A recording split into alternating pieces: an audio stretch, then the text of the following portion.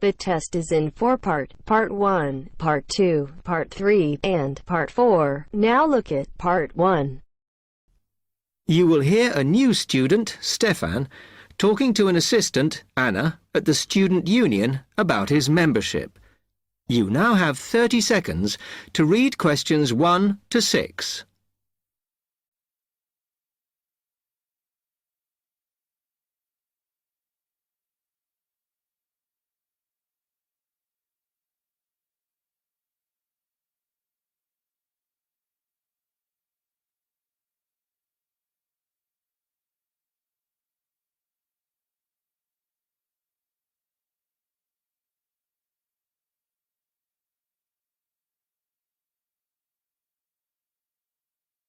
Hi, can I help you? Yeah, I hope so. This is the first time I've been down to the union. I'm a new international student, and I just wondered what to do. Oh, right. Well, normally we ask international students to fill out this form, and we put your details on the wall by reception.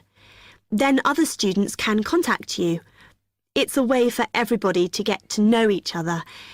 It can be a bit lonely otherwise. Oh, I see. What's your name? I'm Anna, by the way. It's Stefan Unger. OK, well, just write that there, next to name, and then fill in the rest. Right. What does it mean, degree program? Oh, just if you are an undergraduate or a postgraduate. Or maybe you're just here for a short course? I'm a postgraduate. Do I need to say what in? Not really. It's too much detail. But you should put your department, so people who have the same interests or problems as you can get in touch. So I'm studying marine construction, so for department, do I put down the science faculty then? Just your actual department. That must be engineering, no? Oh, I see, yes. Then if you list what you like doing in your free time, not that we ever get any when we're studying, and maybe you can meet up with someone socially, or to join a club or something. Well, I like lots of things. Shall I just list them? My advice is to just put 1 or 2, like football and films or whatever. Otherwise you'll get so many invitations you won't get any time to work. Okay. I think I'll just list computer games, as that's my big interest. Oh. I haven't played football for ages. I may start to play once I get settled. Now, let's see. Next thing is languages. Yes, we find many of the international students get a bit tired of speaking English all the time. Sometimes they like to speak to someone in their own language. It's up to you. That is a good idea. I presume I don't need to put English down. Oh no, I put Italian and French. I can only speak German, my mother tongue. OK, well that's fine. Just put that. What does accommodation mean? Is that my address? We're trying to find similarities between people, and some people live in hall, some are in flats, some are in bedsits. So it helps if you say. I'm in hall, though I'd like to be in a flat, but that won't happen till the end of the first term. Put where you are now. You can always change it later. Then finally, just put your phone number. I haven't really got one. I haven't sorted out a mobile yet. Well, it's going to be difficult for people to contact you then, isn't it? Why don't you put the union one and we'll take messages for you? Okay. It's 02950 659 003. Have you got that? Yes. OK then. You now have 30 seconds to read questions 7 to 10.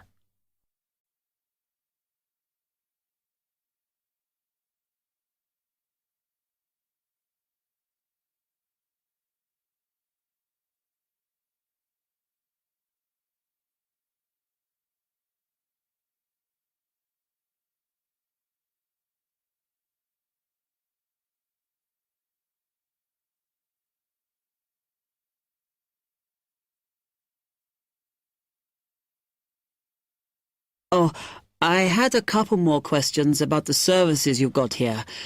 It says there's a photocopier here. Yes, you need to get a card from the shop, and then it's available to all students in the mornings. The union uses it after 1 p.m. Okay. I see also the union organizes loads of events. Are they always held here in the union building? It looks big enough. If you're interested in something, you should check the poster or our website.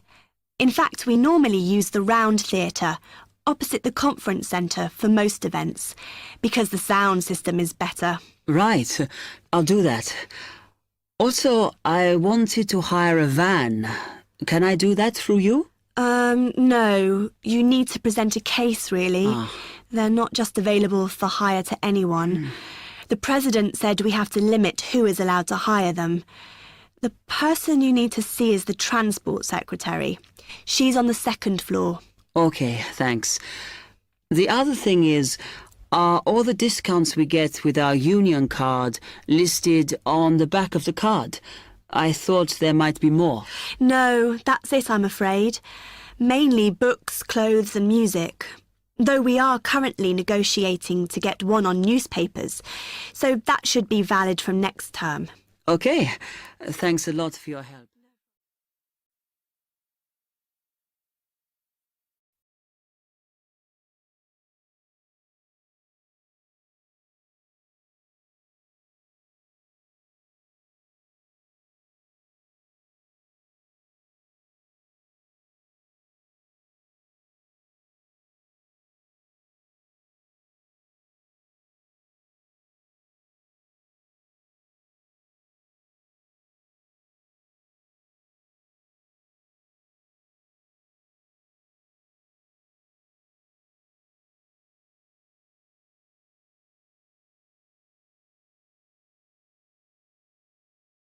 Now turns to part 2. You will hear a library assistant talking about the library she works in. You now have 30 seconds to read questions 11 to 15.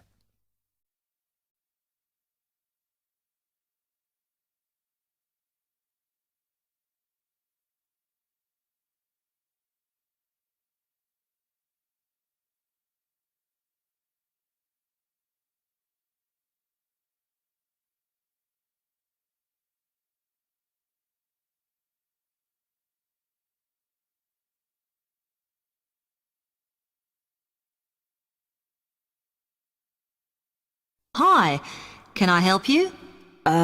Yes. I wanted to join the library. Okay. First of all, let me show you around the library and explain a few things for you. Okay, now we're here at the main entrance. You can see the reception, which is where you bring back and take out books. And also, we can order books and answer your questions there.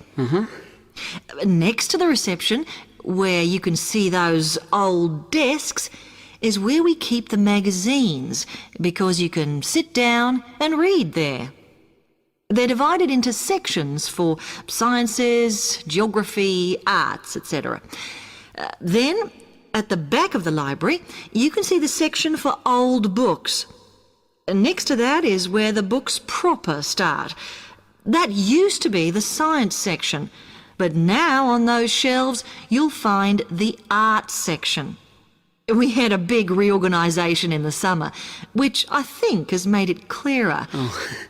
The numbering is standard, so you should be able to find what you want quite easily. However, if you can't find something, it probably means it's been borrowed. Okay, then in the corner next to the reference section is where we thought it was quietest and away from the phones and printers and things, so we've put the study desks there.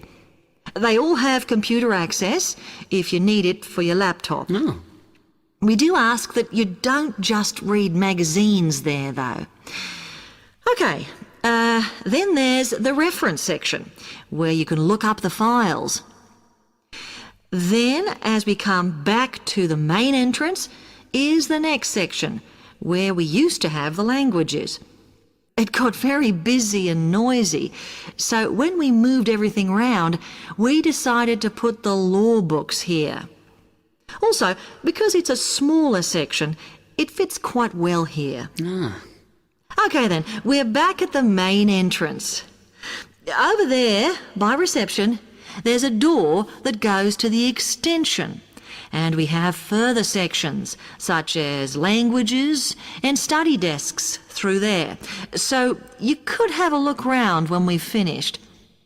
Then, just between reception and the door here, is where we decided to put the computers. But the computer magazines are in the magazine section, as we found too many went missing here. OK, is that everything? You now have 30 seconds to read questions 16 to 20.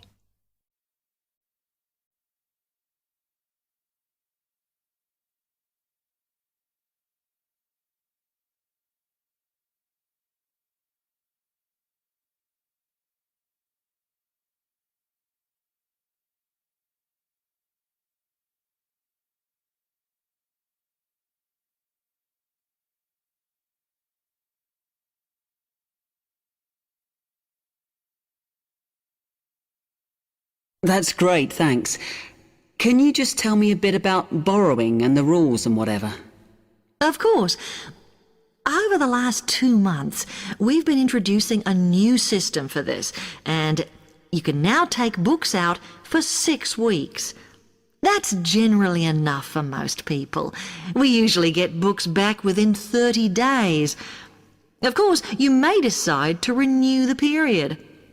You used to have to come in to get the book stamped because we don't like doing it over the phone, as there's no record of it. But now you can do all that via email. Oh. If you do forget to renew, then we do make a charge, I'm afraid. That helps our costs, of course, but we do insist on it. The good news is that there is only one charge.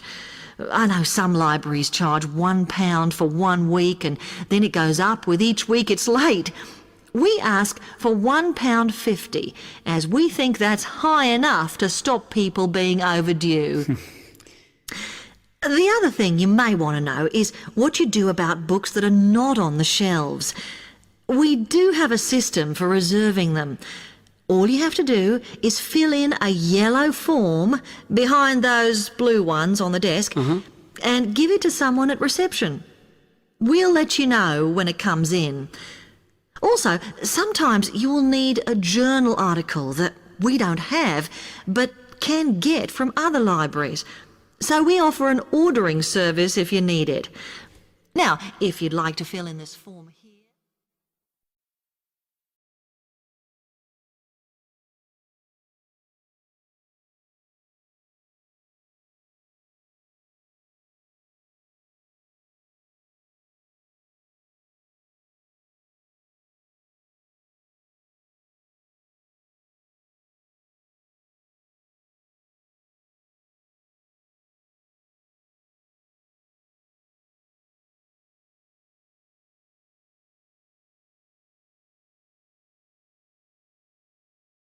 Now turns to part 3.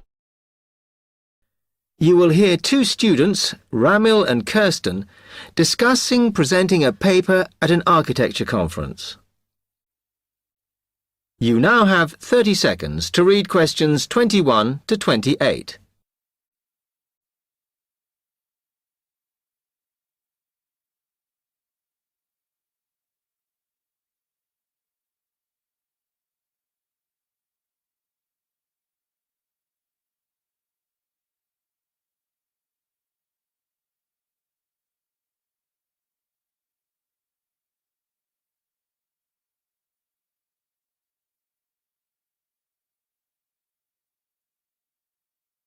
Hi, Kirsten. Have you heard about that architecture conference in Oxford at the end of the year? Yeah, I saw the leaflet on the notice board. As it's my final year, I ought to try giving a paper, but I've got no idea how to go about it. Oh, I think you should go for it. I did one last year. It's quite straightforward. First of all, you need to see what the conference themes are. You know, what topics they're covering. You can do that by looking it up on the website. You need to submit a paper that falls into one of the categories they give you. Oh, that may give me some ideas. Then, while you're doing that, you should also have a look at the information on how to submit your paper. The rules, if you like, such as the length. It's important you follow those. I see. And then I suppose the next stage is to start writing it up. I'd like to use it as an opportunity to propose some future work, but I understand it must be based on current work. Still, there's plenty to choose from. It makes sense to do something that I'm more familiar with. Yes, and the other thing is, when you've written it up, then go back and look at your data carefully and make certain that you've presented it in a format that is standard for your subject. Remember, people have to absorb information very quickly while they're listening. Don't make it too complicated. Okay, well, I reckon that'll take me about a month to get that sorted. Then the next thing I have to do, I guess, before I send it off to the conference organizer, is give the whole thing to the events officer so that he can look through it and see if it all makes sense and is okay. Yeah. Remember to warn him that it's en route so he can fit it into his schedule. Oh. Then you're done, really. All you have to do after that is to go through it and sort out any changes you need to make. Then finally, you can submit it. You can do that online. Phew, good. Then I just wait to hear, I suppose. How long does that take? It depends, but usually about 6 weeks. Oh. When you hear if your paper has been accepted, then at that stage, it's worth giving them a list of any technical things you need when you actually give the talk. A screen or video players or that sort of thing. Okay, but that's a long way off. And I know that if my paper is accepted, then at that stage, I have to give them a short text about myself and my academic background so that they can put it in the brochure. Famous at last. Yeah. You now have 15 seconds to read questions 29 to 30.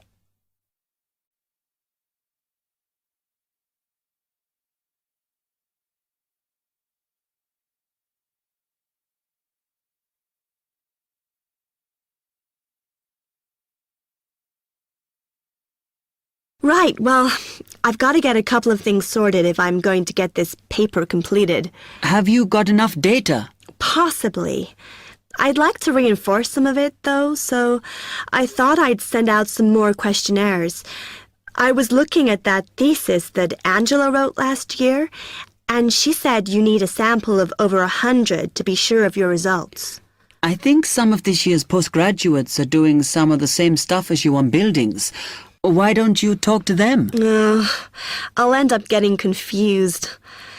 It would be more useful for me to actually go out to that site by the rail bridge to see how they're building the new factory. Oh. I managed to get hold of Professor Barnett at London University, and he said I should go out and take pictures. I'm pretty busy, but I'll have to make time. Anyway, what about you? What are your plans? Test 2.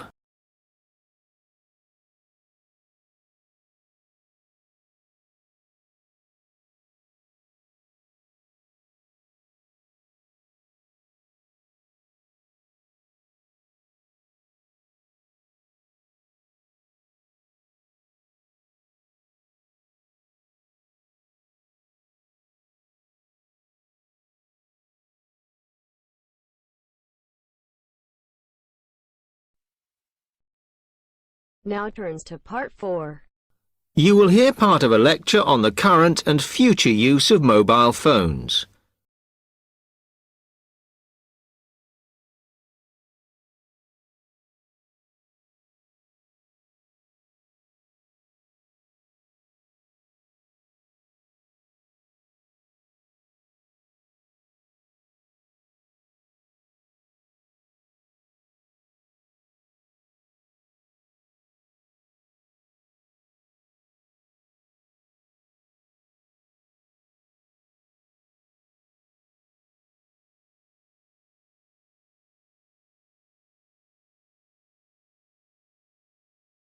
looking at changes in communication, and specifically changes that have just happened or are likely to happen in the next few years.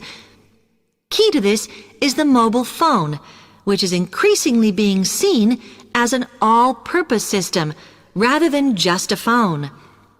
If you only use your phone for texting and making calls now, you will be amazed at how you'll be using it in the future. The technology has been developed for a range of other uses. For example, phones could be used so that if you are meeting someone and they get lost, you could send them a map of your location to help them. This will save all those complicated explanations over the phone and our poor friends or colleagues trying to drive and find out where they are at the same time. And if you get bored waiting, or if you're traveling, for example, you will soon be able to see TV news on your phone as it is actually being broadcast. This means that you won't have to miss any of your favorites if you are away for a few days. Most people have got used to texting now, and young people send pictures to each other. But what is exciting is the possibility of putting music with them before you send them. And it's not all frivolous. Phones are going to become even more critical in business and education. Some recent developments have a highly practical usage. So, for example, as lecturers, we will be able to send everybody a text to let them know if lectures have been canceled.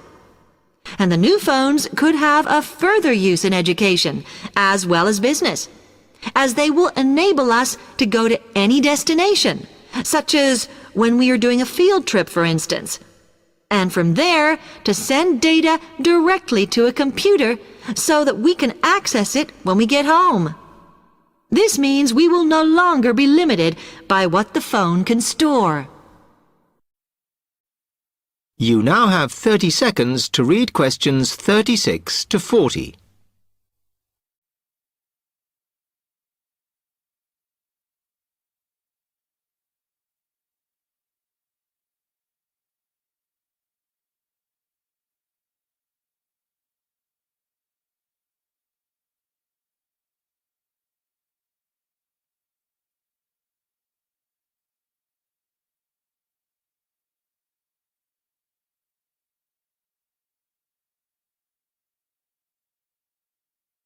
And it's interesting to look at the different ways that men and women use phones now, as that does affect how the technology will develop. Some research has been done on how people use phones, and some of the results are surprising. One of the increasing usages of mobile phones is to get all sorts of data, such as phone numbers, the weather, train times, etc. And while there's been an attempt to set up connections with things that women might be interested in accessing, it is overwhelmingly men who do this. But what about the traditional use of a phone? To speak to people? I suppose we would predict that it is mainly women who use phones as a method of contact for friends and family, but, in fact, the genders exploit this facility equally. I've spoken about the increased business usages that phones will offer, and I suppose we would associate this usage with men. The survey picked up, though, that women are often working from home or catching up with work in the evenings, so they use phones in this way as much as men do. Most of us are aware we can store photos on our phones. It's an ideal method of capturing a moment wherever you are. Women tend to be the group that keep photos on their phones, but it seems that men use their phones to actually take pictures much more than women do. And of course, all this knowledge affects the marketing that the companies will do in order to